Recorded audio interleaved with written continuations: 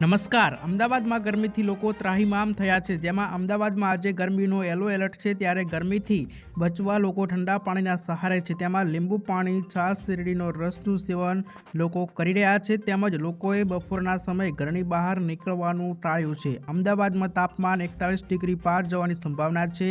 બપોરે 12 વાગે પણ તાપમાન 38 ડિગ્રી પાર પહોંચ્યું છે. દેશના ઘણા રાજ્યોમાં માર્ચ મહિનામાં જ તીવ્ર ગરમીનું મોજું જોવા મળી રહ્યું છે. માર્ચમાં આકરી ગરમીને ધ્યાનમાં રાખીને જૂન સુધીમાં દેશના ઘણા રાજ્યોમાં આકરી ગરમી પડી શકે છે. ભારતના હવામાન વિભાગના તાજેતરના અપડેટ કર્ણાટક, ગુજરાત, મહારાષ્ટ્ર અને રાજસ્થાનના ઘણા વિસ્તારોમાં તાપમાન 40 ડિગ્રી સેલ્સિયસ અટાવી ગયું છે.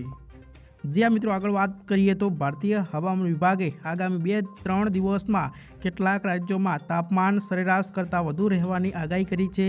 આગામી દિવસોમાં ગરમીનું જોર રહેશે તથા રાજ્યના હવામાન વિભાગની આગાહી છે કે આગામી 4 દિવસ ગરમીનું જોર રહેશે. તેમજ 24 કલાકમાં ભુજમાં 41.6 ડિગ્રી તાપમાન રહ્યું છે. જ્યાં મિત્રો મોટા સમાચાર સામે આવ્યા છે.